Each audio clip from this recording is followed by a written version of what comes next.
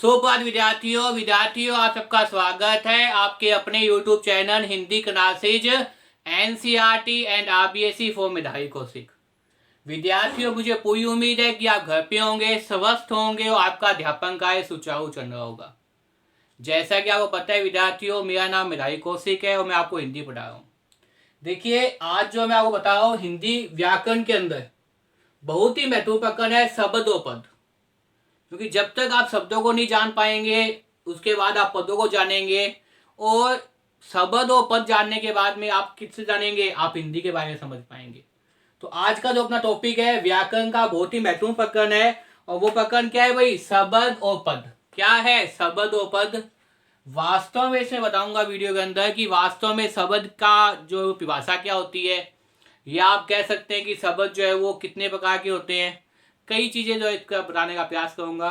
तो विद्यार्थियों, अगर मेरे द्वारा बनाई वीडियो पसंद आए तो इसे ज़्यादा लाइक कीजिए, कमेंट कीजिए, शेयर कीजिए विद्यार्थियों। और चैनल पे अगर आप नए हैं तो चैनल को सब्सक्राइब कर लीजिए, जिससे तुरंत क्या मिल जाए, आपके पास नोटिफिकेशन पहुंच जाए। तो देखिए, शब्द के बारे में अगर हम चर्चा करें, सबसे पहले अगर हम चर्चा करें शब्द के बारे में कि वास्तव में शब्द क्या है,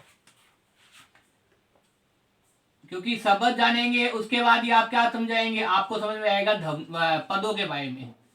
क्योंकि शब्द जब तक नहीं समझ में आएंगे तब तक पद के बारे में बताना निरर्थक है।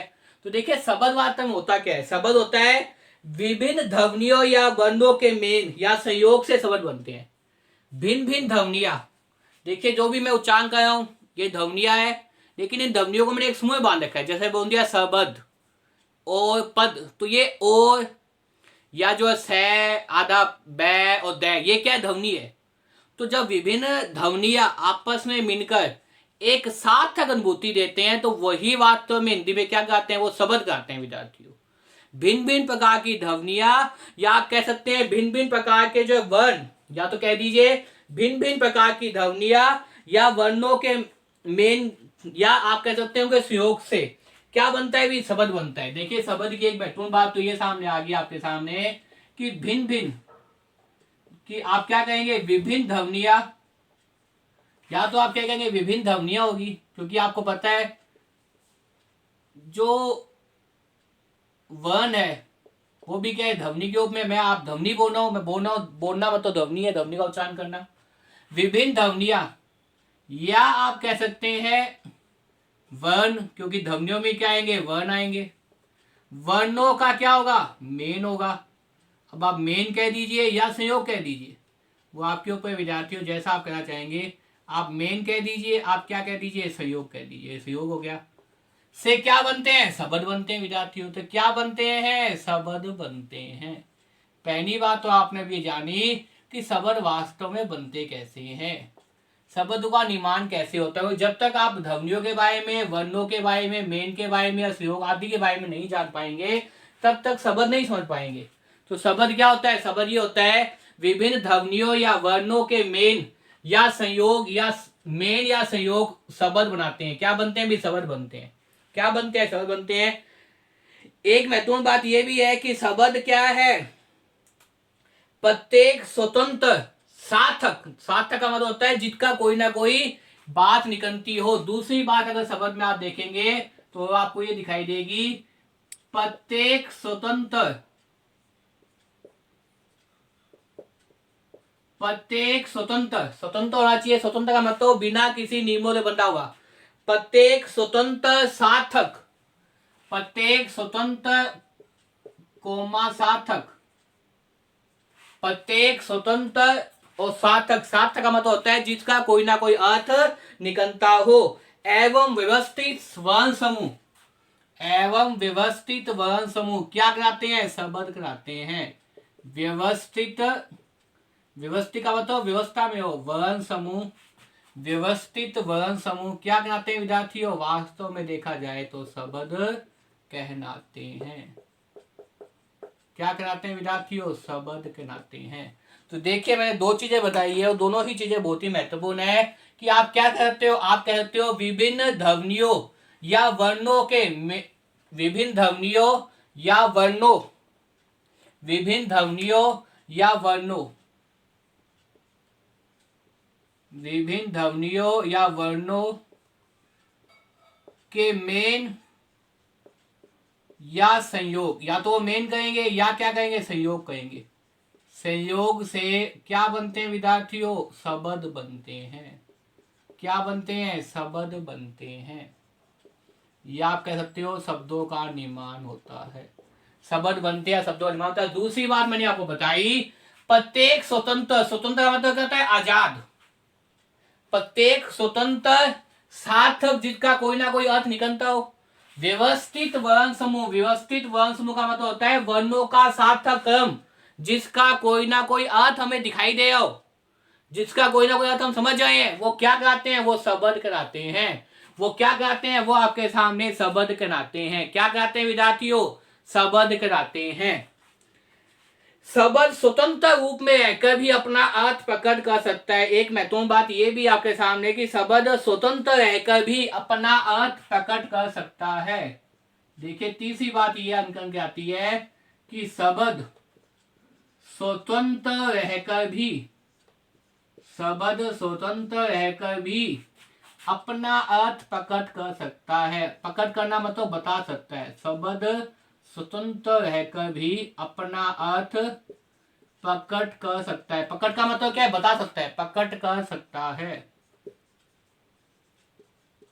प्रकट कर सकता है कोमा बता सकता है, एक ही बात है। ओपनिंग कर दीजिए, बता सकता है। प्रकट करना मतलब क्या है, बता सकता है।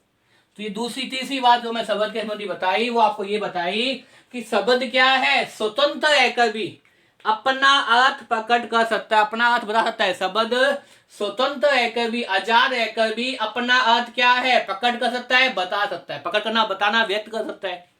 क्योंकि देखिए मैंने पूछा समझ में आ रहा है, आपने हाँ कहा। मैंने पूछा समझ में आ रहा है तो आपने हाँ कहा, तो ये हाँ कहना ये क्या है, वास्तव में शब्द कहेगा। या आप में कुछ विद्यार्थियों का ना नहीं, तो ये भी क्या कराएगा, शब्द कहेगा। और दोनों ही क्या है, हाँ और ना आपस में क्या है, स्वतंत्र है। इनका अपना अर्थ प्रकट करना है। तो ये चीज जो है हाँ और ना, ये भी आपके सामने क्या कराएगी, शब्द कहलाएगी। मुझे लगता है जो बताना चाहता हूँ वो संपूर्ण समझ में आ गया होगा आपके, कि शब्द के बारे में बता रहा हूं विद्यार्थियों। महत्वपूर्ण चीज है, शब्द के बारे में तीन महत्वपूर्ण बातें बताई। एक बात बताई मैंने, विभिन्न ध्वनियों या वर्णों के मेन या संयोग स्वर बनाते हैं। विभिन्न ध्वनियों या वर्णों के मेन या संयोग क्या बनाते हैं, शब्द बनते हैं, शब्दों का निर्माण करते हैं। दूसरी बात मैंने बताई, प्रत्येक स्वतंत्र सार्थक एवं व्यवस्थित वर्ण समूह शब्द कहलाते हैं। क्या कहते हैं, प्रत्येक स्वतंत्र मतलब आजाद, सार्थक का मतलब जिनका कोई ना कोई अर्थ निकलता हो, एवं व्यवस्थित वर्ण समूह क्या कराते हैं, शब्द कराते हैं। और तीसरी बात मैंने आपको ये बताई कि शब्द स्वतंत्र रहकर भी, शब्द क्या है भाई, स्वतंत्र रहकर भी अपना अर्थ प्रकट कर सकते हैं, बता सकते हैं। जैसे मैंने पूछा समझ में आ गया, आपने कहा हाँ या ना, तो ये क्या है, हाँ कहना और ना कहना वास्तव में क्या होंगे, शब्द होंगे। तो यहां तक मुझे लगता है समझ में आ गया होगा। अब देखिए विद्यार्थियों शब्द के बारे में कि शब्दों को कितने भागों में बांटा जा सकता है। तो मुख्य रूप से देखिए शब्द को तीन भागों में बांटा जा सकता है। शब्दों का वर्गीकरण कह सकते हैं, शब्दों का वर्गीकरण,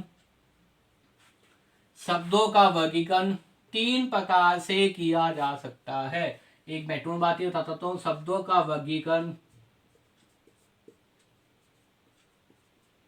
शब्दों का वर्गीकरण तीन प्रकार से किया जा सकता है। कितने प्रकार से किया जा सकता है, तीन प्रकार से किया जा सकता है।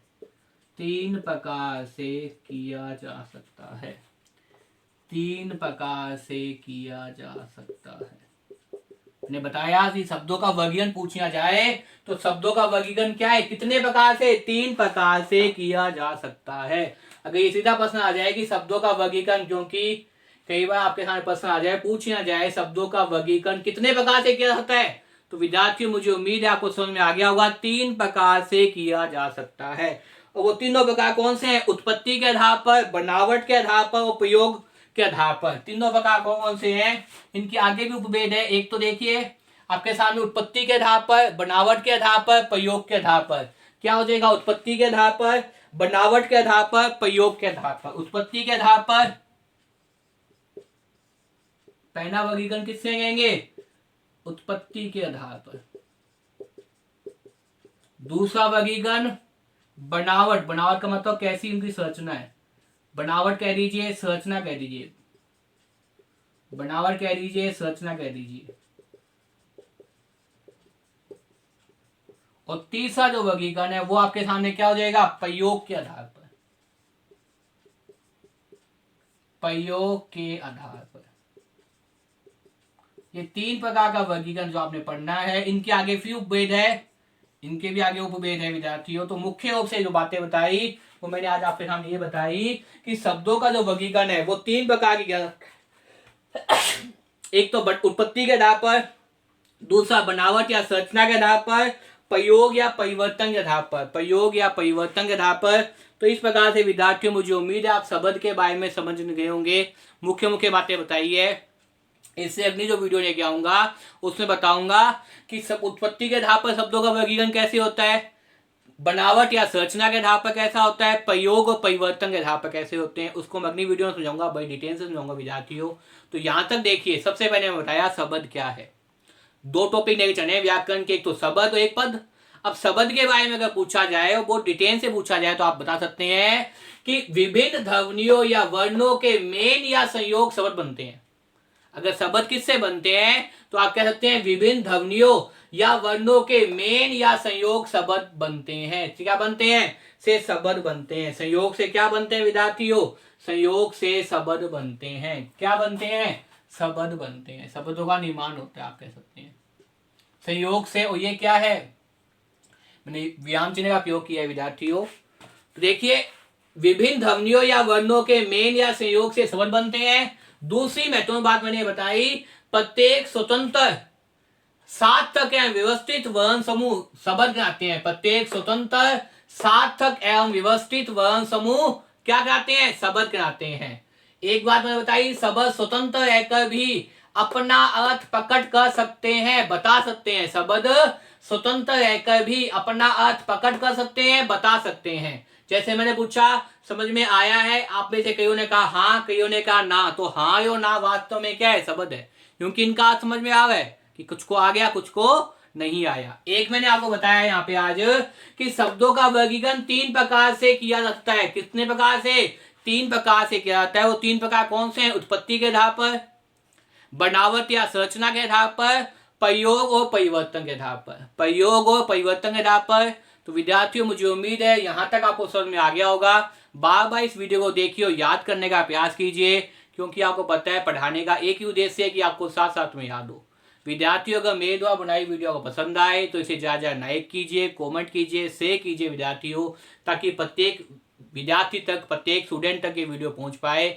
घर पे रहिए, स्वस्थ रहिए और खूब पढ़ते विद्यार्थियों। धन्यवाद।